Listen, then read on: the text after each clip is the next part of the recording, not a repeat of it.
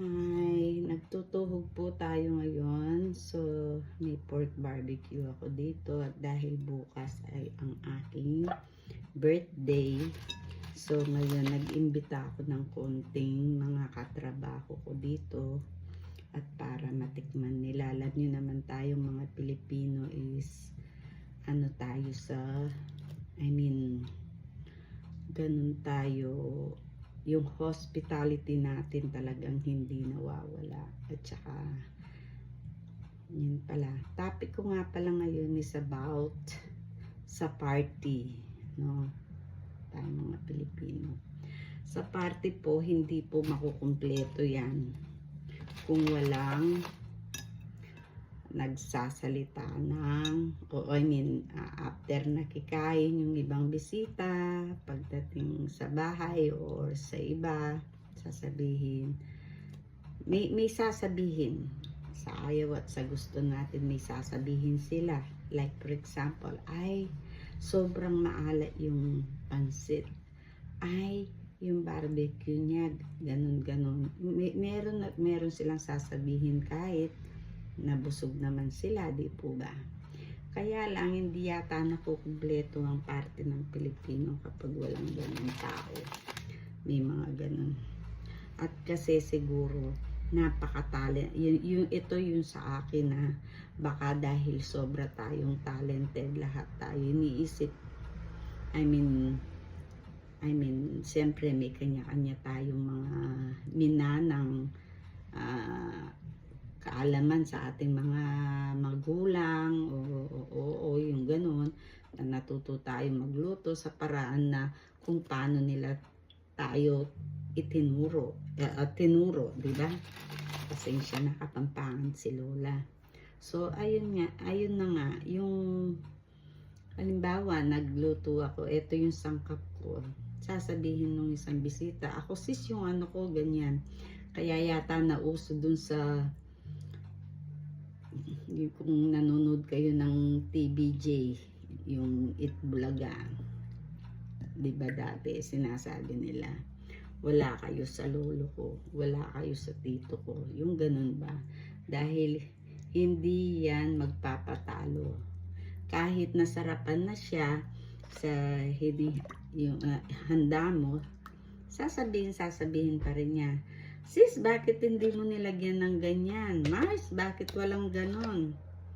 Siyempre, iba-iba naman tayo ng style, kung nasarapan ka na lang, di ba? Yung ibang, wala silang ganon. Basta lang, thank you. Ewan ko ba tayo mga Pilipino, parang ganon tayo, di po ba? Aminin nyo, maraming ganon. Pero, dito po ako ngayon,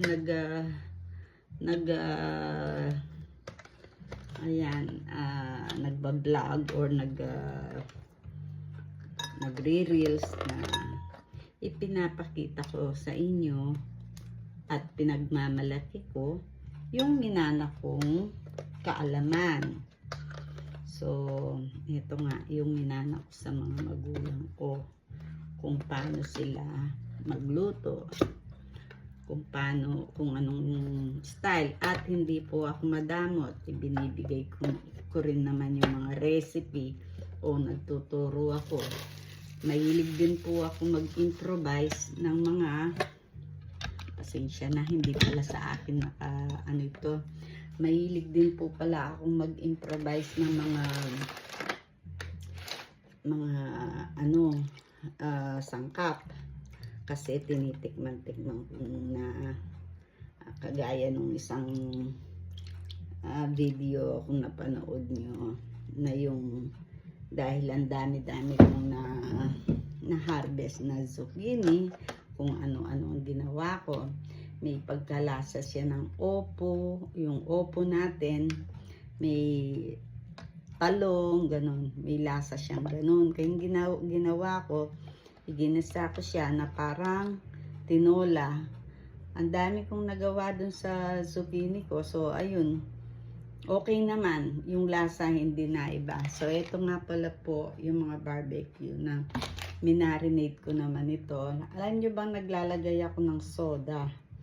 hulaan nyo, yung acid ng soda o yung soft drinks natin, dahil may acid ang mga yan, nag-help bukod sa medyo tumatamis, nagdadagdag ng tamis sa marinade, meron din siyang acid na nakakatulong sa maging malambot yung karne natin.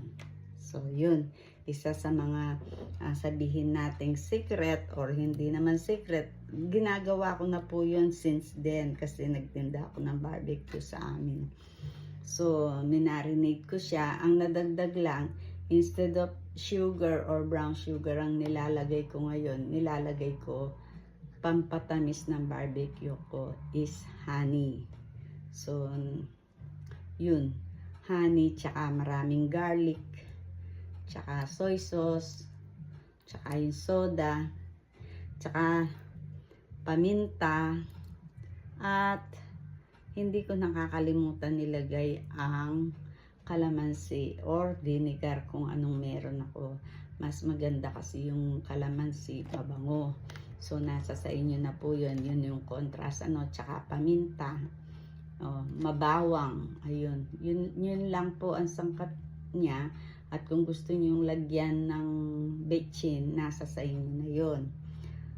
Optionally ka nga. So, kung gusto nyo rin lagyan ng konting, yung iba, ketchup, ako minamarinate, kumbaga malabnaw siya pagka marinate. Mamaya, pag medyo luto-luto na siya, yun hong sauce na nagawa ko dito, iaano ko sa kasirola, palalaputin ko. Doon ko ilalagay, mag-a-additional ako ng ketchup. Yun yung ibinabras ko bago siya maluto. So, thank you for watching. Ganyan po sila. Thank you.